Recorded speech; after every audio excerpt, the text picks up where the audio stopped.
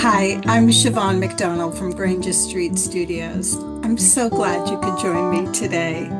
Let's get started with our program. Welcome to our program. The Dutch Golden Era was a time of peace and economic prosperity in the Netherlands during the 17th century. The most celebrated period in the history of the Netherlands, it is associated with great artists such as Rembrandt and Vermeer.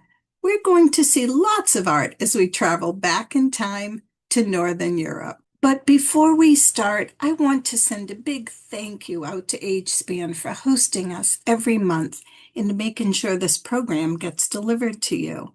They connect people of all ages and abilities with information and services to help them lead fulfilling lives in the community. And we are ever so grateful and thankful to award-winning Right at Home Boston and North for sponsoring this program. With over 20 years of providing home care services, their proven professionalism, caring, and commitment continues to help people live their best lives in our communities. The 16th and 17th centuries were a time of luxurious beauty and sophisticated culture. Here we are looking at a landscape by Albert Coit, painted around 1658. It looks like the land is just bathed in golden light. We're going to look at some of the art and history from this incredible time, and you know I'm going to throw some other tidbits in. But this is just a short program, so we might have to do a part 2 next summer. The Dutch Republic was a true world power in this age. The Dutch were unrivaled in the art of painting, science, and trade as their country flourished in a way it never had before and never has since. It's no exaggeration to say that the Netherlands may well have been the richest country in the world back then. Where did all that money come from? Unfortunately, some of it was from an extensive slave trade, colonial violence, and the oppression and exploitation of many different peoples during this time. One Harvard historian said enslaving people was technically illegal in the Netherlands at this time, as it was throughout Europe, but the situation was still porous. This trade-off between good and bad is why some historians now prefer to use the term the Dutch era instead of the Golden Age. The Dutch era implies no judgment. It leaves room for both sides of the story. We're focusing on the positive side of things today, but it's important for us to be aware of that flip side too. Some of the explosion in trade and wealth was due to shipbuilding. Dutch shipbuilders used more efficient building methods and produced ships of better design than their European rivals. Requests came from all over Europe for the building of ships. In addition, the Netherlands had the largest number of ships in the world. They built ships faster than anyone, and that speed changed history. While other nations relied on slow manual labor, the Dutch revolutionized shipbuilding by harnessing the wind. Massive sawmills powered by wind energy could cut timber in a fraction of the time it took by hand. Windmills didn't just pump water, they powered an empire. This breakthrough, invented in 1594, turned shipbuilding into an assembly line centuries before the Industrial Revolution. The result? Dutch shipyards could launch a new vessel every few weeks, sleek, sturdy, and ready to sail the world. From warships to merchant vessels, these ships carried spices, silver, and soldiers across the globe. Besides shipbuilding, they also had a large share in trading with the Far East. Thanks to shipping, trade with the Dutch East Indies flourished. The Dutch East Indies Company was founded in Amsterdam, developed into the warehouse of the world. Goods from all corners of the world came to Amsterdam and were traded there for lots of money. Have you ever been to the Peabody Essex Museum in Salem? In 1799, an organization of Salem ship captains founded the East India Marine Society. They wanted to establish a place of natural and artificial curiosities, which we would now call a museum. Those society members came back to Salem with a diverse collection of objects from the Pacific Northwest, Asia, Africa, Oceania, India, and elsewhere. One of the best collections of artifacts of this time in the world. Speaking of Salem, the Netherlands wasn't the only hub of shipbuilding, just the most famous at the time. Here's a model of the ship Friendship, which was built in Salem in 1796.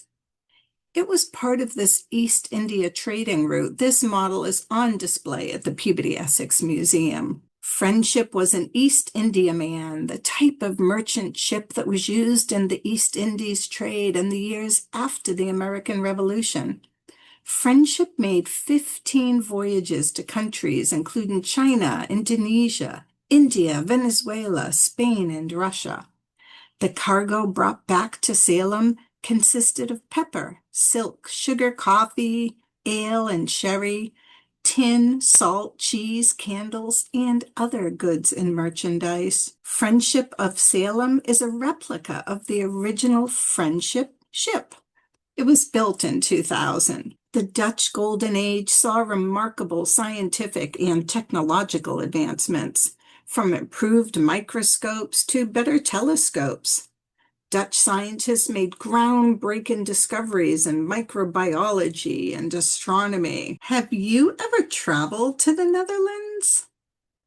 I have never traveled there, but many years ago when I worked at a flower shop, we used to go to the Boston Flower Market and pick up our flowers which had been flown from the Netherlands. Dutch expertise in cartography, or map making, and navigation fueled their global trade empire.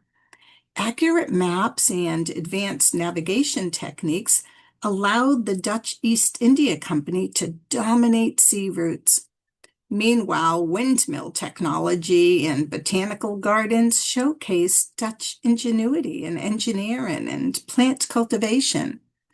Portrayals of scientists were a favorite topic in 17th century Dutch painting. Fun fact, it's estimated that between the years 1600 and 1700, no less than 5 million paintings were executed during the Dutch era. That's an incredible output. Johannes Vermeer is considered one of the greatest painters of the Dutch era. During his lifetime, he was interested early on in religious and mythological scenes, and eventually in everyday scenes, or what we would call genre scenes. In his lifetime, Vermeer was not well known outside of his hometown, the walled city of Delft. He only achieved that widespread fame in the late 19th century, several hundred years after his death. Now there are people who make visiting every known Vermeer painting in the world one of their life's goals. He produced relatively few paintings, only about 35 that we know of, although the hope is always that another one might pop up in someone's attic someday. I wish that someone's attic was mine. In 2004, this little beauty of a painting sold at auction for over $30 million. Vermeer gained an interest in optical phenomena, and his mature pieces have that characteristic pearly light that we love so much. But back to that astronomer painting. You can see it here on the left. The painting on the right is also by Vermeer, and this is titled The Geographer.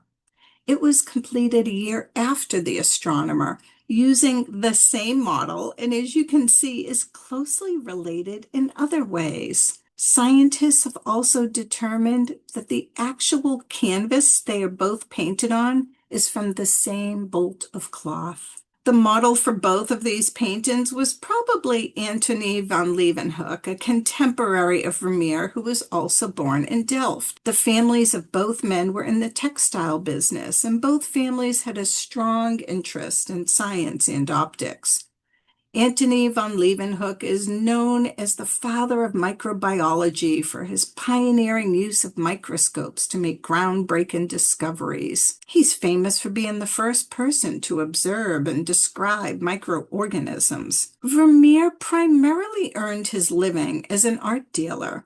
a business he inherited from his father. And here we're looking at his view of Delft, painted in 1661.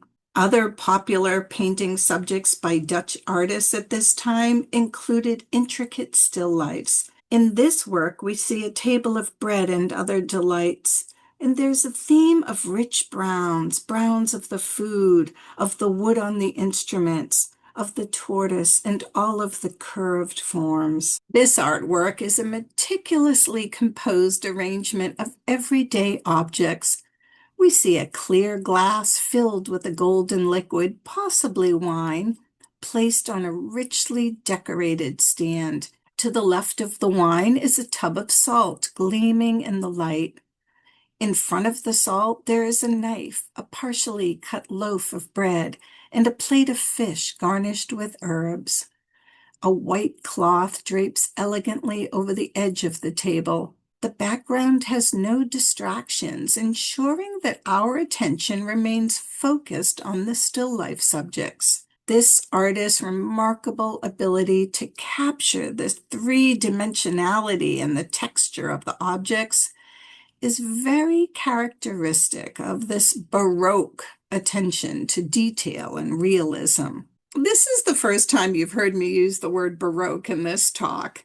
Baroque is a dramatic and elaborate style in art, music, and architecture that flourished in Europe from about the late 1500s to the mid 1700s.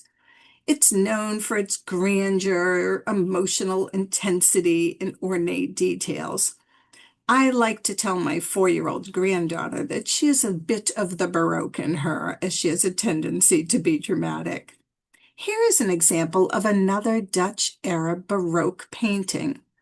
This one is honestly a little busy for my taste, but to each his own. Still lifes from the early decades of the 17th century were more likely to depict domestic products like cheese and butter, such as in this 1615 painting by the wonderful female painter, Clara Peters. Clara Peters was not the only female painting at this time. Rachel Ruysch was born in The Hague, which was the capital of the Netherlands. She was the daughter of a fairly well-known physician, botanist, and anatomist, and is considered herself to be a naturalist and a pioneer.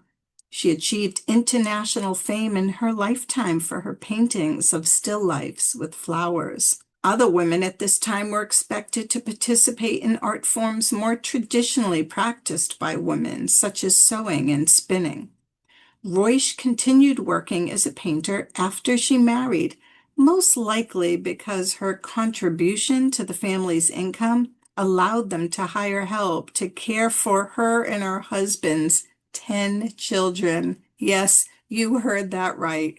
She had 10 children. During this time, Dutch landscapes were typically serene, showing a deep appreciation for nature. This artist is known for his landscape. Sometimes he collaborated with other painters who painted figures in his landscapes. Working in collaboration like this was an accepted practice, and many artists had apprentices who had a hand in their work. Jacob van Roosdale was creating landscapes of unprecedented force and majesty. In this painting, nature is rendered so vividly, rich in color, brilliantly illuminated, and vast. But we also see the insides of places. The Dutch interiors, as seen by painters during the Dutch era, are always neat, almost shiny, quite spacious, and richly decorated.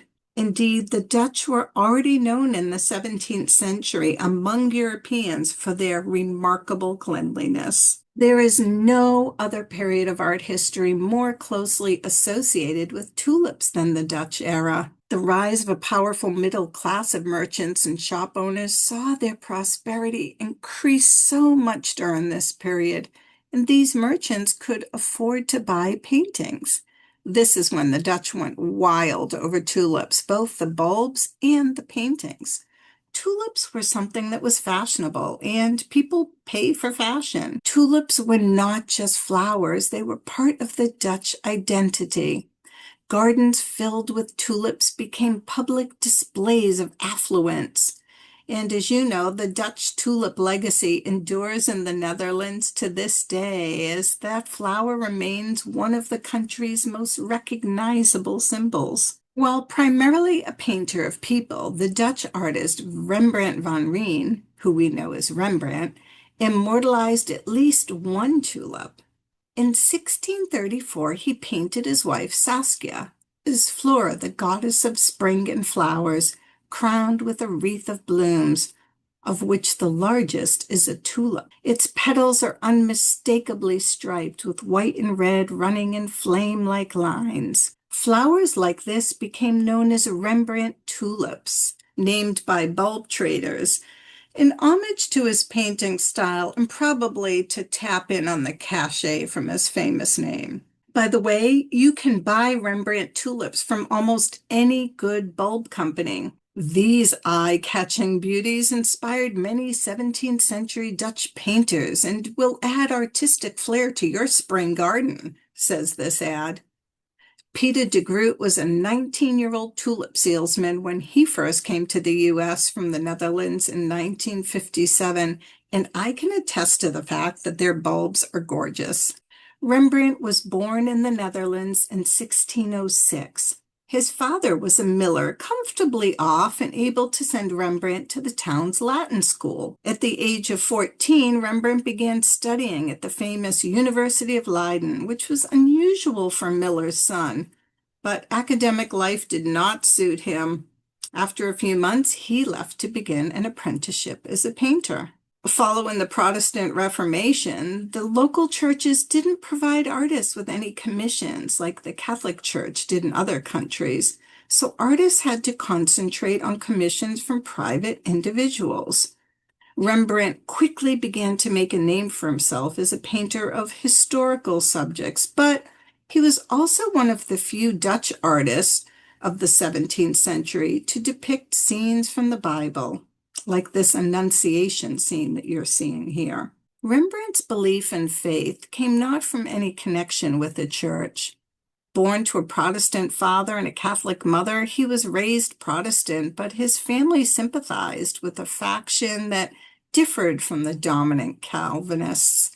He was friendly with a considerable array of religious persons, Protestants, Mennonite Protestants, but also Catholic and Jewish friends were part of his circle. He painted their portraits, made etchings to illustrate some of their publications, and created works decorating their homes and meeting places. On the right, we have Rembrandt's Prodigal Son, and on the left, Christ in the Storm on the Sea of Galilee. Some of you may know that this painting on the left, which was Rembrandt's only known seascape, was one of the treasures stolen from the Isabella Stewart Gardner Museum 35 years ago. The other painting was a Vermeer, and the empty frames stand waiting for their return. Rembrandt painted more self-portraits than any artist before him. Commentators have posed the question, did Rembrandt invent the selfie? No artist before Rembrandt had painted so many, around 80 in total. Our time is almost up, so we're going to close out with one of my favorite Rembrandt paintings, The Night Watch, which was painted in 1642. It's an example of a very specific type of painting that was exclusive to the northern Netherlands, with the majority being commissioned by the city of Amsterdam. It's a group portrait of a company of civic guardsmen. The primary purpose of these guardsmen was to serve as defenders of their cities, and as such, they were tasked with guarding gates, policing streets, putting out fires, and generally maintaining order throughout the city. Additionally, they were an important presence at parades held for visiting royalty, as well as other festive occasions. But this painting was a source of controversy at the time, primarily because it broke with traditional group portrait conventions by depicting the militiamen in a dynamic, chaotic scene rather than a static lineup. And as you can see, many of the paying members received less prominence, which was a source of contention. Imagine getting your portrait painted and all you can see or your eyes or the side of your face. You can see why people may have been upset at that. Here's a view of the painting at the museum today. It actually isn't a night scene at all. So it has the title, The Night Watch. That's what we call it. But it really takes place during the day. The title was not given by the artist. It was first applied at the end of the 18th century. And by that time, the painting had darkened considerably through the accumulation of many decades, hundreds of years of dirt and varnish, which gave the appearance that the event took place at night.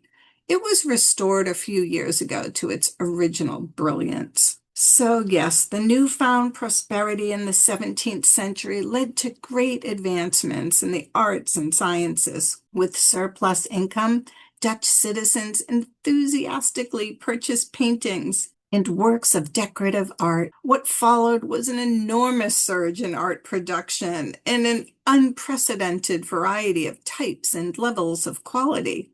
We didn't even touch upon the tiles, the sculptures, so much more.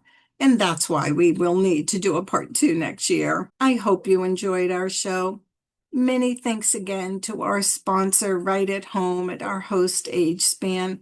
I really appreciate that they help to make us all lifelong learners. I want to thank you all again for watching today. Here is a Dutch language thank you. Bedankt.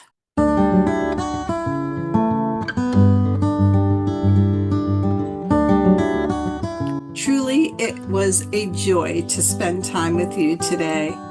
I'm Siobhan, and I look forward to seeing you next month with some new insights into some of the art and history in the world around us. Until then, goodbye, friends. Goodbye, friends. Goodbye, friends. It's time to say goodbye. Goodbye, my friends. I'll see you soon.